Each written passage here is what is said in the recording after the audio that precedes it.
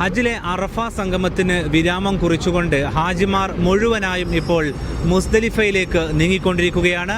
ഇന്ന് മുസ്ദലിഫയിലാണ് ഹാജിമാർ പാർക്കുക. ഇന്ന് രാവിലെ മുതൽ അറഫയിലേക്ക് ഒഴുകിയെത്തിയ 20 ലക്ഷത്തിനടുത്ത് തീർത്ഥാടകർ, എണ്ണം കൃത്യമായി ഇതുവരെ മന്ത്രാലയം വെളിപ്പെടുത്തിയിട്ടില്ല. പക്ഷേ ഔദ്യോഗികമായ കണക്കനുസരിച്ച് 15 ലക്ഷത്തിലേറെയാണ് വിദേശ തീർത്ഥാടകർ. ഏതാണ്ട് 3 ലക്ഷത്തിലേറെ ആഭ്യന്തര ഹാജിമാരും ഉൾപ്പെടുന്നുണ്ട് എന്നുള്ളതാണ് കണക്കുകൾ. ആ നിലക്ക് ലക്ഷോപലക്ഷം തീർത്ഥാടകർ ഈ വർഷവും അറഫയിൽ വന്ന് സംഗമിച്ചു.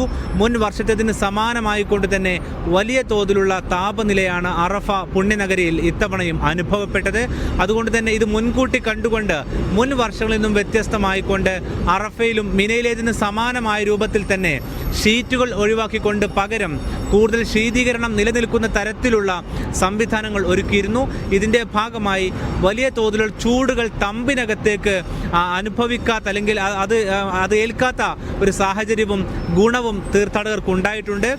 മാത്രവുമല്ല, വൈകിട്ട് 4 മണി വരെയുള്ള സമയത്ത് തീർത്ഥാടകർ അധികമായി പുറത്തിറങ്ങുന്നതും മന്ത്രാലയം വിലക്കിയിരുന്നു. ഇങ്ങനെയെല്ലാം മെച്ചപ്പെട്ട രീതിയിലാണ് ഹജ്ജിലെ സുപ്രധാനമായ അറഫ കർമ്മം ഹാജിമാർ ഇന്ന് പൂർത്തിയാക്കിയിരിക്കുന്നത്.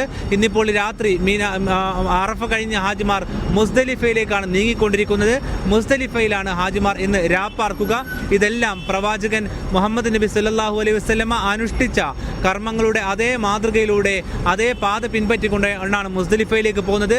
മുസ്ദലിഫ എന്നത് അറഫയെയോ മിനയെയോ പോലെയല്ല, അത് വിജനമായ പ്രദേശമാണ്. അവിടെ ആകാശം മേൽക്കൂരയാക്കിക്കൊണ്ടാണ് ഈ വിശ്വാസി ലക്ഷങ്ങളെല്ലാവരും തന്നെ ഇന്ന് വിശ്രമിക്കുക. അതിനുശേഷം നാളെ രാവിലെ വീണ്ടും മീനായിലേക്ക് പുറപ്പെടും.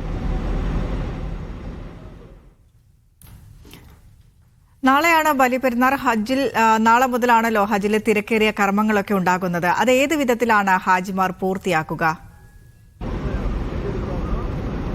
നാളെ രാവിലെ മുതൽ ഏറ്റവും തിരക്ക് പിടിച്ച കർമ്മങ്ങളിലേക്കാണ് ഹാജിമാർ പ്രവേശിക്കാൻ പോകുന്നത്. പ്രത്യേകിച്ച് ഇന്നലെയും മിനിഞ്ഞാന്നുമായി ഹാജിമാർക്കുണ്ടായിരുന്നത് കാര്യമായി വിശ്രമമായിരുന്നു. പ്രത്യേകിച്ച് ഹജ്ജിന് മുന്നോടിയായുള്ള ഒരുക്കങ്ങൾ.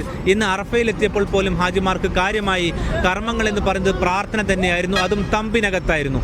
പക്ഷേ ഇന്ന് നേരം പുലരുന്ന സമയത്ത് അങ്ങനെയല്ല ചിത്രം. കൂടുതൽ തിരക്കു പിടിച്ച കർമ്മങ്ങളിലേക്ക് ഹാജിമാർ പ്രവേശിക്കും. എന്ന് വെച്ചാൽ ഇന്ന് മുസ്ദലിഫയിൽ പാർക്കുന്ന ഹാജിമാർ നാളെ പുലർച്ചെ മുതൽ തന്നെ അവർ യാത്ര പുറപ്പെട്ട മിനാ താഴ്വാരം ലക്ഷ്യമാക്കിക്കൊണ്ട് നീങ്ങും. നാളെ ബലിപെരുന്നാൾ ദിനമാണ്. പ്രവാചകൻ ഇബ്രാഹിം നബിയുടെ ത്യാഗസ്മരണകൾ ഓർത്തുകൊണ്ടാണ് ഈ ദിനം കടന്നെത്തുന്നത്.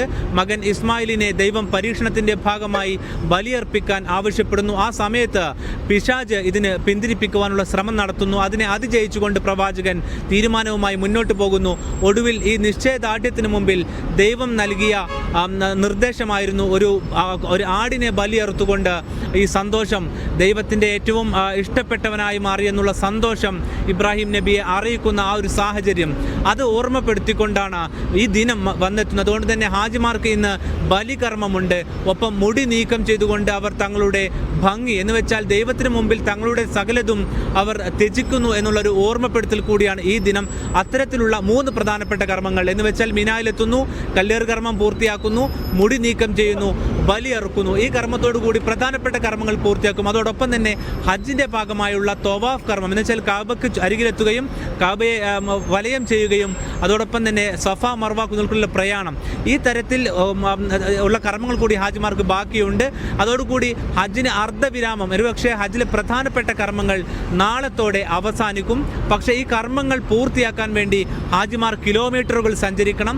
അത് ഓരോ ഹാജിയും സഞ്ചരിക്കേണ്ടി വരും. അതുകൊണ്ട് തന്നെ ഏറ്റവും കായികക്ഷമത വേണ്ട ഒരുപക്ഷെ ഈ കർമ്മങ്ങൾ പൂർത്തിയായി നാളത്തെ ഹാജിമാർ മുഴുവൻ പൂർത്തിയാക്കി തമ്പിലെത്തുമ്പോഴേക്കും ഏതാണ്ട് 20 കിലോമീറ്ററിനടുത്ത് ദൂരം അവർ ഇന്ന് രാത്രി മുതൽ സഞ്ചരിക്കേണ്ടി വരും. ഈ തരത്തിൽ ഏറ്റവും കായികക്ഷമത വേണ്ട കർമ്മങ്ങളിലേക്കാണ് ഹാജിമാർ പ്രവേശിക്കാൻ പോകുന്നത്.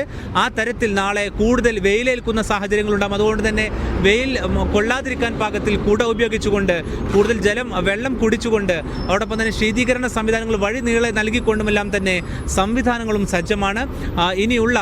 ഇന്നും നാളെയും കഴിഞ്ഞാൽ ഹജ്ജിൻ്റെ പ്രധാനപ്പെട്ട കർമ്മങ്ങൾ പൂർത്തിയാവുകയും ചെയ്യും. പിന്നീട് ശനിയാഴ്ച വരെയുള്ള ദിവസങ്ങളിൽ ഹാജിമാർക്ക് കല്ലേറ് കർമ്മം മാത്രമാണ് ബാക്കിയുണ്ടാവുക. ശരി, അഫ്താബ് റഹ്മാനാണ് അറഫയിൽ നിന്ന് സമഗ്രമായ വിശദാംശങ്ങൾ പങ്കുവച്ചത്.